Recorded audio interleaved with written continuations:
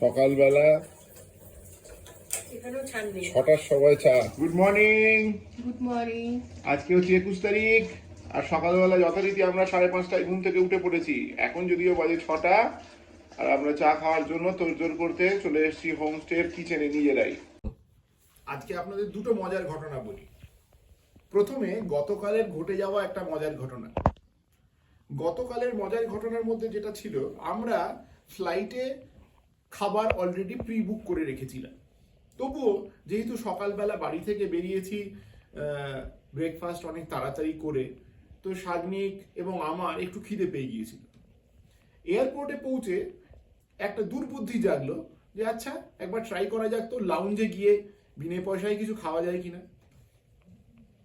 যথারীতি যাওয়া হলো লাউঞ্জে। দেখা গেল আমার কাছে যে ক্রেডিট এবং ডেবিট কার্ড রয়েছে তার মধ্যে থেকে তিনখানা কার্ডে লাউঞ্জ অ্যাক্সেস পাওয়া যাবে।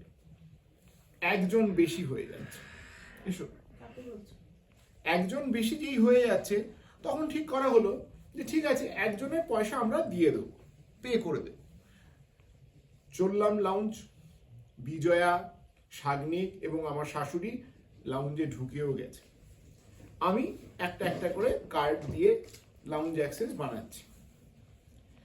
একখানা লাউঞ্জ অ্যাক্সেস করা হয়ে গেল। কার্ড দিয়ে পিন নাম্বার দিতে হবে সেটা আমার খেয়াল ছিল না। সারা জীবন প্রায়োরিটি পাস ব্যবহার করেছি, পিন কোনোদিন দিতে হতো না। আর এখন প্রায়োরিটি পাসের দরকার পড়ে না বলে সেটা ভুলেও গিয়েছিলাম। তো একখানা ক্রেডিট কার্ডের পিন মনে ছিল, তখন একটা বেরিয়ে গেছে। পরবর্তী ক্রেডিট কার্ডের আর পিন মনে নেই। তখন অলরেডি সাগ্নিকের হাতে এবং আমার শাশুড়ির হাতে পনির এবং পোলাও উঠে গেছে। এবার ভদ্রমহিলা বলছে আপনার সাথে যিনি এসেছিলেন তারা কোথায়? তারা তো ভেতরে ঢুকে গেছেন। এবার ভদ্রমহিলার হচ্ছে গিয়ে শ্যাম রাখি না কুল রাখি অবস্থা। এদিকে বিলিং হচ্ছে না, ওইদিকে খাবার হাতে নিয়ে নিয়েছে। উনি তো তাড়াতাড়ি আমার কার্ড ফেলে দিয়ে ভেতরে ছুটলেন আমার পরিবারের লোকেরা কোথায়, কতটা খেয়ে ফেলেছে দেখার জন্য। কপাল ভালো, বিজয়া তখন জল এবং জুস নিয়ে সামনে দিয়ে যাচ্ছিল। আমি ডেকে বললাম চলে এসো, লাউঞ্জে খাওয়ার কপালে নেই। আমার শাশুড়ি, ছেলে আর ওয়াইফ বেরিয়ে এলেন। আমার শাশুড়ি আস্তে আস্তে আমাকে বলছেন আমি না পনির একটু খেয়ে ফেলেছি। আমি বললাম দেখুন সেটাও বিনে পয়সায় খাননি, 2 টাকা অলরেডি তার জন্য দিয়ে দিয়েছি। একটা কার্ডে লাউঞ্জ অ্যাক্সেস করানো হয়ে গিয়েছিল। এই হলো প্রথম মজার ঘটনা। দ্বিতীয় মজার ঘটনা ঘটলো আজকে। আমি আর বিজয়া সকাল 5:30টায় উঠে পড়েছি, সব ঠিকঠাক, চা খেলাম। এইবারে 7টা 7:30টার দিকে বাথরুমের কল খুলে দেখা যাচ্ছে সকাল 5:30টা থেকে 7টা পর্যন্ত কিন্তু বাথরুমে কোনো প্রবলেম ছিল না। 7টার সময় এখন বাথরুমে এখন বাজে 8টা, 8টার দিকে বাথরুমের জল আর পড়ছে না। কেন, কি হলো? জল জমে গেছে। তাহলে এবার কি হবে? বাথরুমে জল তো পড়ছে না, সেই জন্য তাকিয়ে দেখুন বাথরুমে ব্যবহার করার জন্য জল ব্যবহার করব বলে হিটারের সামনে জল রাখা হয়েছে। এটা কিন্তু আবার কাউকে বলবেন না, চুপি চুপি আপনাদের জানালাম। কাশ্মীরে আসলে জল জমে যাওয়ার ঘটনা ঘটতে পারে। Good morning. দেখুন ঠান্ডায় জুবুথুবু অবস্থা। বুড়ো মানুষের মাথায় টুপি নেই আর জোয়ান মানুষ জুবুথুবু হয়ে গেছে। আরো একজন জোয়ান মানুষ জুবুথুবু। আমরা যাচ্ছি এখন ব্রেকফাস্ট করতে। 10টা বাজতে চললো আমাদের ব্রেকফাস্টের সময়। সকালের ব্রেকফাস্টের পর এখানে একটু চা খাওয়ার পর্ব চলছে। আর এইটা হচ্ছে আমাদের দুটো ঘরের মাঝখানের বারান্দা। আমাদের ঘরের নাম হচ্ছে আইরিস আর বিজয়াদের ঘরের নাম হচ্ছে লিলি। এই হচ্ছে ডাইনিং এরিয়া।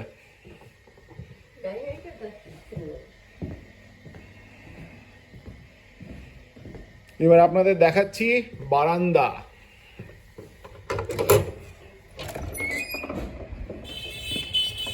এই দেখুন বারান্দা।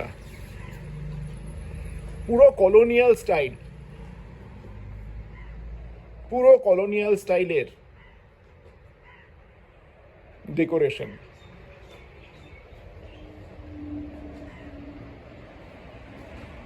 এখানে বসে সময় কেটে যাবে।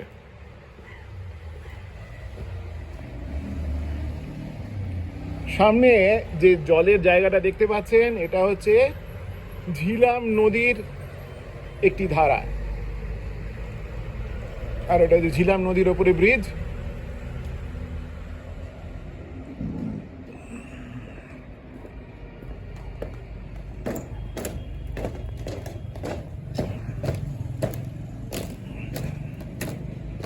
এই হচ্ছে আমাদের হোমস্টে, ডাক হারমিটেজ।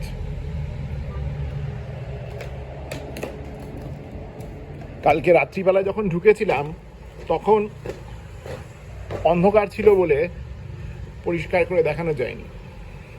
এই যে ডাক হারমিটেজ,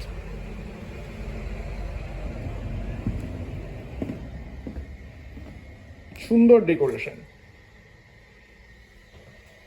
ঘোড়ার ছবি দিয়ে সাজানো। এইটা দেখাবো, এটা হচ্ছে গিয়ে বসবার জায়গা।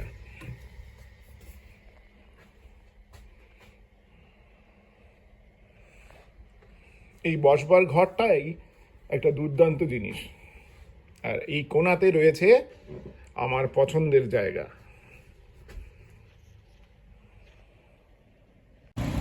সকালবেলা 11:10 ডাক হারমিটেজ, না যেটা ভিডিও চলছে, ডাক হারমিটেজের সামনে দাঁড়িয়ে পড়েছি। এবার আমরা রওনা হব। সকালবেলা বেরোতে আমাদের একটু দেরি হয়ে গেল। এখন আমরা চলেছি রাজবাগ থেকে জামিয়া মসজিদের দিকে। জামিয়া মসজিদ এবং ফোর্ট অঞ্চলে আমাদের প্রথম ভিজিট আজকে। আমাদের প্রথম ভিউ পয়েন্ট আজকে 21 তারিখে আমাদের প্রথম ভিউ পয়েন্ট। এই জায়গাটা হচ্ছে একটা লেক নয়, এটাকে বলে বাবরিন। মানে লেক ছিল, এবারে এটা দেখুন, যেটা দেখাতে নিয়ে এলাম, লেকটা জমে গেছে, জলটা জমে গেছে, জলে বরফ হয়ে গেছে।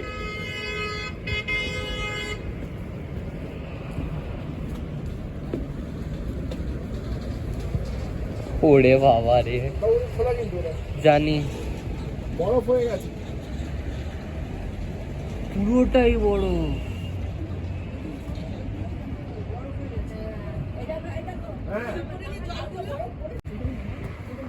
এটাকে বলে বাবরিন।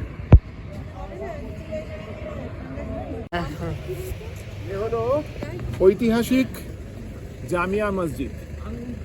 আগের বার যখন আমরা এসেছিলাম তখন কিন্তু এই জামিয়া মসজিদ দেখা হয়নি। এটা কাশ্মীরের সবচেয়ে বড় মসজিদ। সবচেয়ে বড়, পাখি উড়ে যাচ্ছে। মা পাখি দেখো,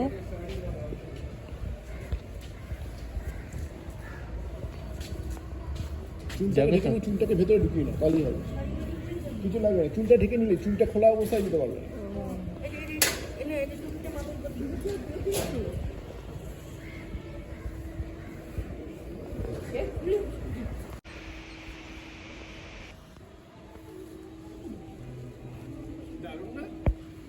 একদম বাহ।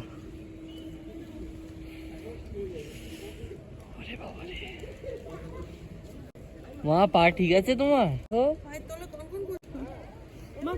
বরফ, আচ্ছা না, আইলাম পাখির, বাহ কি সুন্দর বরফ। আরে সেটা বলছি, আমাদের যেখানে ছিলাম উপরে আমি দেখছি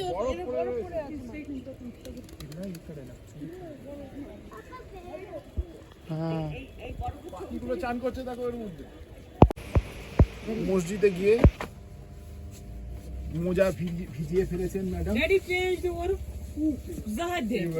মোজা ভিজিয়ে ফেলে আবার বুঝতে পারছেন না মোজা ভিজেছে। পাতে বরফ হয়ে গেছে, বুঝতেই পারছি না।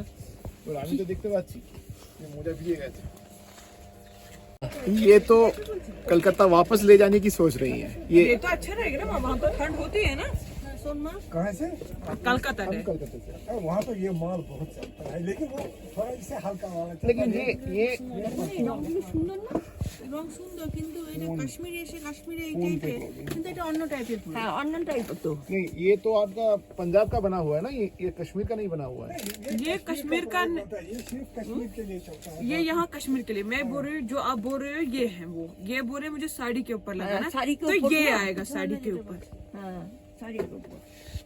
কত ভালো লাগলো, একটা নতুন পরিচয় হলো। নতুন পরিচয় হতে গিয়ে টাকা খরচা গেল। সোয়েটার কেনা হলো, হাবিবের সাথে আলাপ হলো।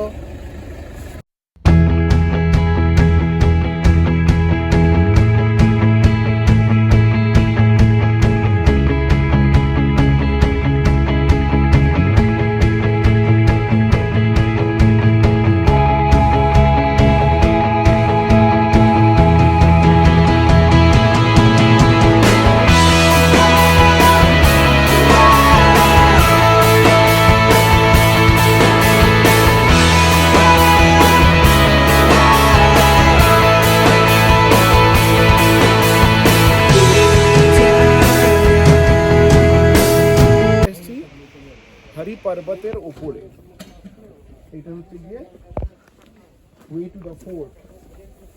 ওইখানে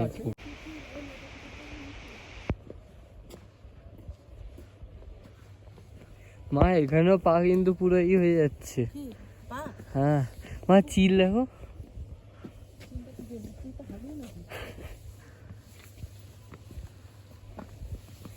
ও বাবা কাদেরকে সামনে দিয়ে দিয়েছি পুরো। দেখুন এরা যুদ্ধ করতে যাবে, যুদ্ধ করতে গিয়ে মাঝ রাস্তায় বসে পড়েছে, এখনো অতটা দূর যেতে হবে, এইখানে এসে বসে পড়েছে। দম শেষ, আলুর দম। আমি যাবো এইটুকু হাঁটতে, এইটুকু হেঁটে আসতে দম শেষ। চুপ করে এসে বসে আছি হাঁপিয়ে গিয়ে। ছেলে হাঁপায়নি, আমি হাঁপিয়েছি। আমরা এসেছি হরি পর্বত। হরি পর্বতের উপরে একটা ফোর্ট। এটা আফগানিস্তানের এক জেনারেল 1808 সালে তৈরি করেছে।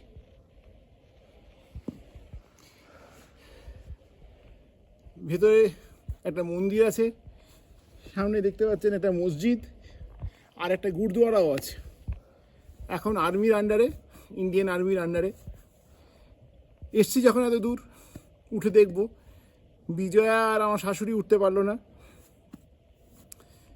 আমরাও জোর জবরদস্তি করলাম না, কারণ শেষের 40-50টা স্টেপ খুব খাড়াই, আমারই অবস্থা খারাপ হয়ে যাচ্ছে।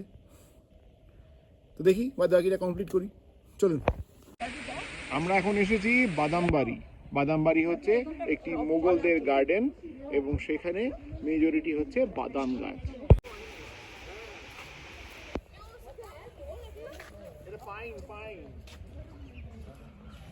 এই বাদাম নাকি? আমি তো মনে হচ্ছে ওইরকম হ্যাঁ, এইগুলো কি বাদাম? থোকা থোকা বাদাম ফলে রয়েছে। না এটা ঝাড়ু গাছ, ঝাউ গাছ। এই যে রাত্রি বাজে 8:30, আজকে আমাদের সেকেন্ড ডে। আর এই অবস্থায় দেখুন, ঘরে হিটার জ্বালিয়ে এত গরম লেগে গেছে যে পুলিকট ফুলিকট সব খুলে এক পা তুলে ইনি ঘুরে বেড়াচ্ছেন। আর দুপুরবেলা ওয়াজওয়ান খেয়ে, আর রাতে কোনো খাবারের নাম নেই কারো, 16 রকমের ছাগলের মাংস খেয়ে নাচ শুরু হয়ে গেছে। এদিকে আমার শাশুড়ি মা ভেজিটেরিয়ান ওয়াজওয়ান খেয়ে, উনিও ঠিক নেই। উনি তো ওয়াজওয়ান খেয়ে যা অবস্থা হয়েছে ওনার, আমার সাথে ঝগড়া, ওয়াজওয়ান খেয়ে ঝগড়া। ও ওয়াজওয়ানেরটা তোলা হয়নি না আমাদের? হ্যাঁ, এমনি ছবি ভিডিও তো নয়। ভিডিও তোলা হয়নি। তোমাদের জন্য কি আনবো তাহলে? তুমি খাও, খেয়ে ফোন করো, ফোন তো চলবে, তুমি তো চার্জ দিয়েছো। আর এদের যদি কালি ডাল, তাহলে এমনি ডাল নিয়ে আসি। আমাদের ডাক হারমিটেজের বারান্দা থেকে ঝিলাম নদীর ওপরের ব্রিজের দৃশ্য। ঠিক ঝিলাম নদীর ব্রিজটা পেরোলে পরেই শুরু হয়ে যাবে পুরনো শ্রীনগরের শুরু।